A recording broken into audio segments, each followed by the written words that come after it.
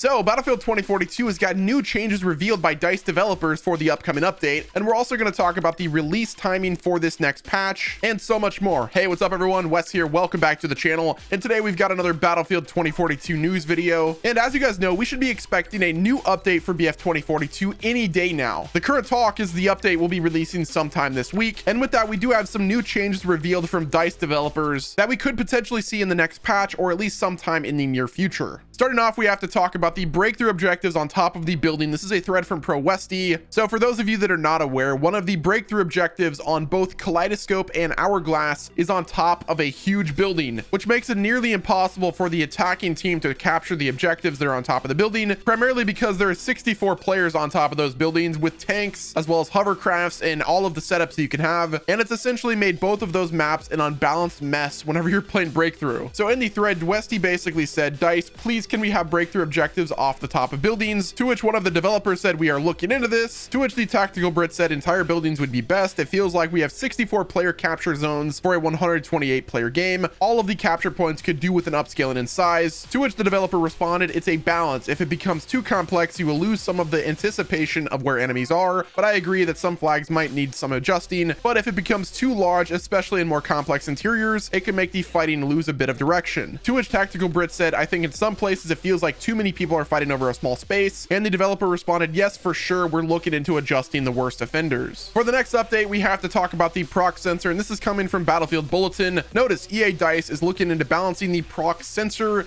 and all of this information is coming from the lead game designer Florian, to which somebody tweeted at him and said, proximity grenades are too OP, makes the Casper drone useless. To which Florian responded, we're looking at the balance of those. Moving on, we've got another issue that's happening to the site for the Sfar. According to a Twitter user, it said, is it just me or does the Sfar shots not line up with the site? To which Florian responded, thanks for sharing, taking a look. And he confirmed, found the issue, we will be fixing it in an upcoming update. So for those of you that are working on unlocking your attachments for your Sfar, I would recommend looking into the sites you're using because at least one of them is not working as intended. Moving right along, we have to talk about the assault rifles in Battlefield 2042 as it relates to the Bloom. This is all once again a communication from Florian. Basically, a Twitter user said, please tell me the next update will fix the assault rifles and that PP29 because it's ridiculous. To which Florian responded, they're being adjusted, yes. Now, whether or not that's confirmation that they will be adjusted in the next update or just any updates in general, but the fact of the matter is yes, we do have confirmation from Florian that the assault rifles will be fixed, and hopefully very soon. They've been talking about the assault rifles for quite some time. I just respect that Florian is responding to people who do have genuine concerns about the current meta of the game,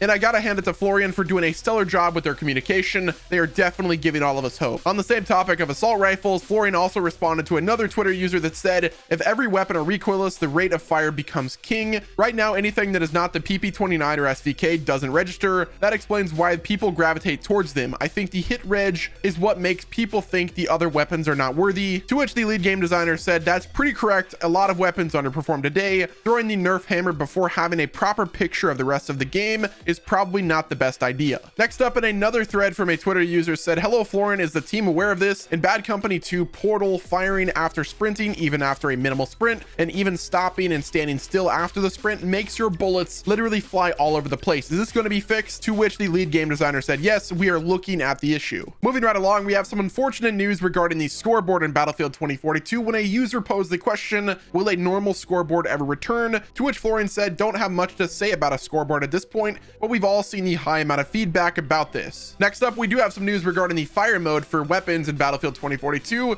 A Twitter user said, are there any plans to add a fire mode HUD element? It's kind of stupid that I can't easily see what fire mode I'm in. Thanks in advance. To which the lead game designer said yes, and some options attached to it. This right here is such a huge quality of life change that they could make because it's so annoying having to like switch fire modes and then switch again just so that you can determine what fire mode you're actually in. Next up, Florian responded to concerns regarding PC optimization. This user on Twitter posed the question, are the team looking at optimization for PC? Majority of mid and high-end specs are struggling with low FPS. To which Florian responded, don't have much to share on this, but the team is well aware of the feedback. Now we're going to switch focus on when we should be expecting the first post-launch patch for Battlefield 2042. As I've stated in past videos, we know that we're getting 2 updates within the next 30 days, with the first being a day 10 patch and the second being a day 25 patch, which should mean the day 10 patch should be released prior to the end of the month on the 29th. With how many glaring issues are ongoing with the game currently, ultimately, I don't expect us having to wait until the end of the month to get any updates or changes to the game. It would be absolutely crazy to have to wait an entire week for the ARs to be fixed because the current PP29 and SVK meta is getting super old. We need these changes done as soon as possible, and I hope they're able to make meta changes and at the bare minimum at least release server performance updates. Furthermore, the speed and effectiveness of these next two updates will be a great indication of how the future will look for this game, so I really implore EA, DICE, and Ripple Effect to go as hard as possible in correcting the course, because as of right now, things are looking pretty grim. But guys, that is going to wrap it up with today's Battlefield 2042 news. If you like this video, do me a favor, leave a like, subscribe to my channel with your notifications on, and don't forget to check back tomorrow for another Battlefield 2042 news video.